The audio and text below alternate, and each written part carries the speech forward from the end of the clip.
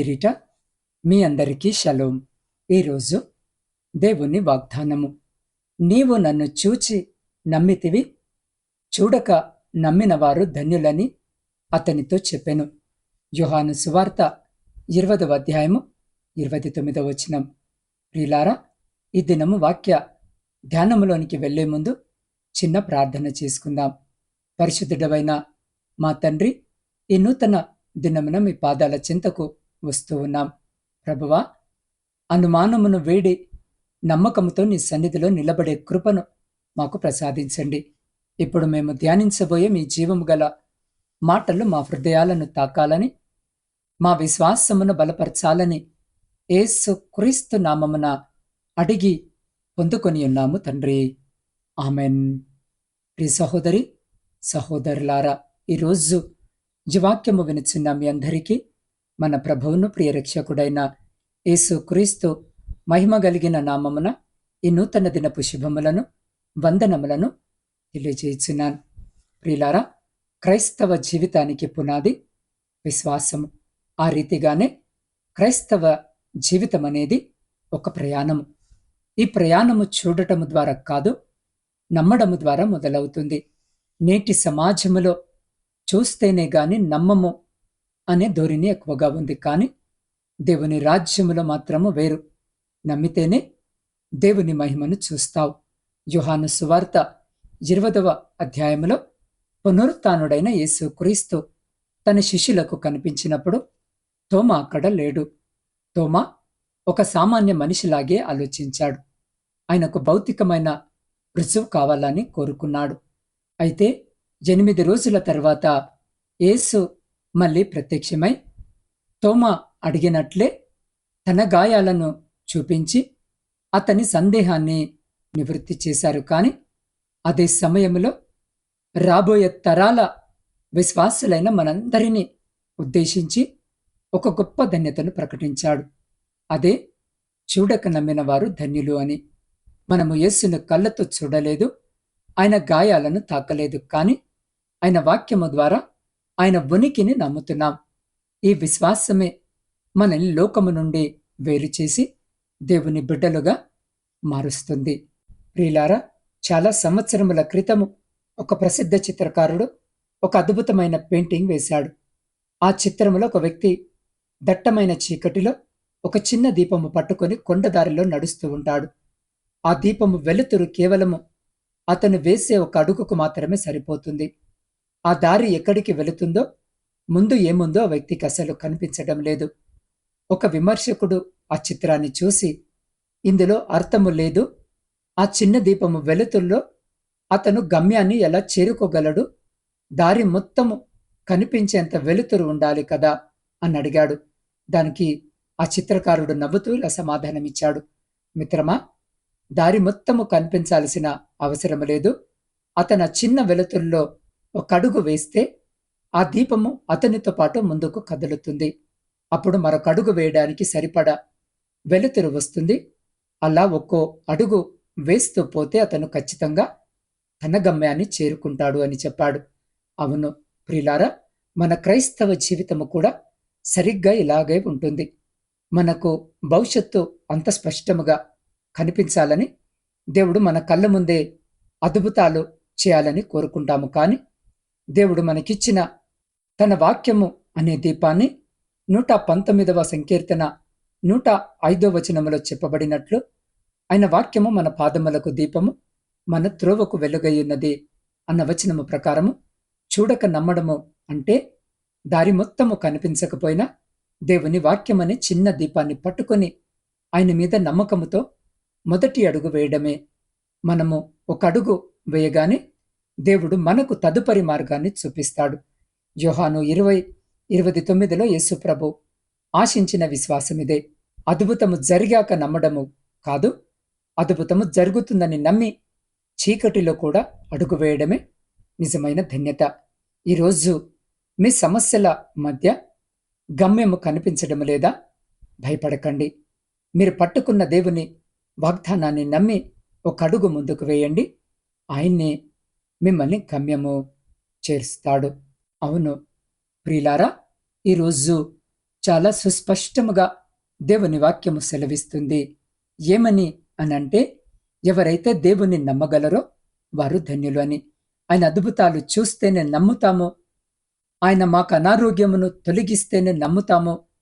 ఆయన మమ్మల్ని అప్పుల నుండి బయట పడేస్తేనే మేము విశ్వసిస్తాము. నేను అనుకున్న ఉద్యోగము నాకిస్తేనే యేసయ్యను నమ్ముకుంటాను అని చెప్పేవారు కాదు ధన్యులు. ఆయనను చూడకుండా ఎవరైతే నమ్మగలరో, ఎవరైతే విశ్వసించగలరో వారు ధన్యులు. తప్పకుండా వారి జీవితంలో మేలులను చూస్తారు. ప్రియులారా, ఈ రోజున వాక్య భాగమును చూస్తే తోమాతో ఈ మాటలు చెబుతున్నట్లుగా మనము చూడవచ్చు. ప్రభు తోమతో అంటున్నాడు, నీ వేలు ఇటు చాచి నా చేతులు చూడుము, నీ చేయి నా పక్కలో ఉంచి అవిశ్వాసివి కాక విశ్వాసివై ఉండుమనెను.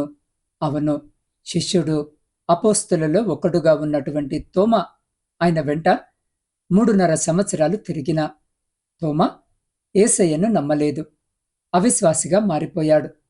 ఈ మాటలు వింటున్న నా ప్రియ సహోదరి సహోదరులారా, విశ్వాసివి అని చెప్పుకుంటూ మందిరానికి క్రమము తప్పకుండా వెళుతూ ప్రతి వారము ఆయన ఆరాధిస్తూ వాక్యము వింటూ ఉన్న నీవు ఒకవేళ అవిశ్వాసముతోనే ఉన్నావేమో.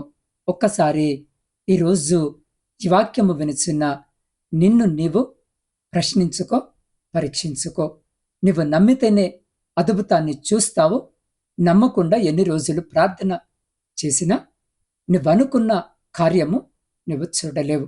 దేవుడేదైనా కార్యము అన్యుల జీవితంలో చేస్తే వారు కూడా నమ్ముతారు. నీవు నమ్మడము గొప్ప విషయము కాదు. అందుకే లేఖనముల ద్వారా దేవుడు సెలవిస్తున్నాడు, చూచి నమ్మిన వానికంటే చూడక నమ్మినవాడు ధన్యుడు అని. దేవుడు వాక్యము ద్వారా మనకెన్నో వాగ్దానాలను ఇచ్చాడు. బైబిల్ గ్రంథమంతా కూడా వాగ్దానములతో నింపబడింది. ఏ అపాయము నీ గుడారము సమీపించదు అని ప్రభు అన్నాడు. నీవు పడిపోకుండా ఆయన దేవదూతలు నీకు కావలిగా ఉంటారు అన్నాడు. తల్లి మరిచినా, తండ్రి విడిచినా నేను నిన్ను మరువను విడువను అన్నాడు. నేను పొందిన గాయముల చేత నీకు స్వస్థత అన్నాడు. ఆస్తికర్తలుగా నిన్ను నేను చేస్తాను అని అన్నాడు.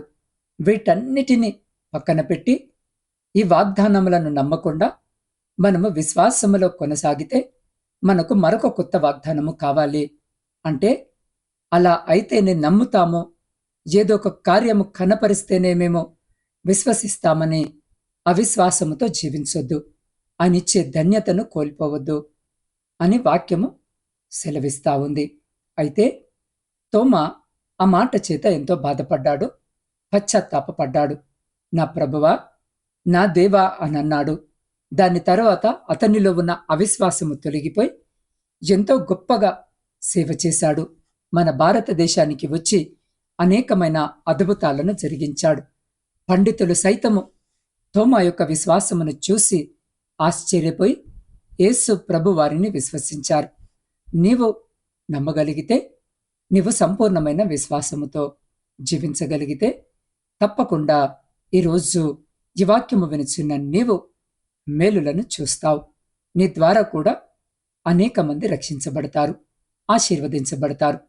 తోమా అన్ని రోజులు ప్రభుతో పాటు ఉండినా ఎందుకు నమ్మలేకపోయాడంటే దానికి కారణాలు ఉండొచ్చు. తోమాతో పాటు ఉన్న మనుషుల ప్రభావమై ఉండొచ్చు, లేదా తన మనసులో ఉన్న సందేహాల వలన కావచ్చు, లేదా ఇది ప్రకృతి విరుద్ధమైనది కదా, ఎన్నడూ ఇలాంటిది జరగలేదు కదా అని ఆలోచన అయినా తన మనసులో ఉండి ఉండవచ్చు. ఒకవేళ ఈరోజు ఈ వాక్యము వినిచిన్న నీకు అలాంటి ఆలోచనలు ఉంటే మనము తొలగించుకోవాలి. అలాంటి మనుషుల మధ్య మనము జీవిస్తుంటే వారికి దూరముగా ఉండాలి. వారంటారు, అదెలా జరుగుతుంది, అది అసాధ్యము, పాస్టర్ చెప్తే నువ్వెలా నమ్ముతావు, నిన్నేదో మోసము చేయడానికి, నిన్ను పిచ్చివాణిని చేయడానికి అని చెప్పి నీలో సందేహము పెడతారు. బహుశా ఆ రోజున తోమాతో వారి ఇంటివారే, వారి యొక్క బంధువులో కుటుంబ సభ్యులు ఈ విధముగా అనే ఉంటారు. యేసు ప్రభు వారు మరల తిరిగి లేస్తాడంటే నువ్వెలా నమ్ముతున్నావు తోమా, మరింత అమాయకుడివా అన్నట్లుగా మాట్లాడి అతనిలో సందేహాన్ని, అవిశ్వాసాన్ని కలిగించి కూడా ఉండి ఉండవచ్చు. అందుకే అలా తోమ ప్రవర్తించి ఉండవచ్చు. అయితే మనమందరము ఈరోజు గుర్తుంచుకోవలసిన విషయం ఏమిటంటే, దేవుడు ఏదైనా చేయగలడు. ఒక మనిషి ఏమి చేయలేకపోవచ్చు. నిజమే, సేవకుడు ప్రార్థన మాత్రమే చేయగలడు. కానీ కార్యము చేసేది, చేయించేది దేవుడు మాత్రమే. ఆయన ఏదైనా చేస్తాడు. కాబట్టి చూడక ముందే నమ్ము, ధన్యతను పొందుకో. కాబట్టి ప్రియ సహోదరి, సహోదరుడా, విశ్వాసం అంటే మనము కోరుకున్నది జరిగినప్పుడు దేవుని స్తుతించడం మాత్రమే కాదు, ఏమీ జరగనప్పుడు కూడా ఆయన వాగ్దానాన్ని పట్టుకొని నిలబడటం. హెబ్రీలకు రాసిన పత్రిక 11వ అధ్యాయము 1వ వచనము ప్రకారం విశ్వాసం అనేది నిరీక్షింపబడు వాటి యొక్క అదృశ్యమైనవి ఉన్నవనుటకు రుజువు అన్న వచనము ప్రకారము తోమాకు యేసు తన శరీరాన్ని చూపించాల్సి వచ్చింది. కానీ మనకు తన పరిశుద్ధాత్మను, సజీవమైన తన వాక్యాన్ని ఇచ్చారు. ఈరోజు మీ జీవితంలో ప్రార్థనలకు జవాబు రావడము లేదని, దేవుడు మీకు దూరముగా ఉన్నాడని మీరు అనుకుంటున్నారేమో. గాలి మనకు కనిపించదు, కానీ అది ఉందని మనకు తెలుసు. అలాగే దేవుడు మన కంటికి కనిపించకపోయినా ఆయన హస్తము మనల్ని నడిపిస్తుంది. కాబట్టి పరిస్థితులను చూసి భయపడకండి. దేవుని మాటను చూసి ధైర్యముగా ముందుకు సాగండి. చూడక నమ్మే ఆ ధన్యతను, ఆ ఆశీర్వాదాన్ని మీరు సొంతము చేసుకోనండి.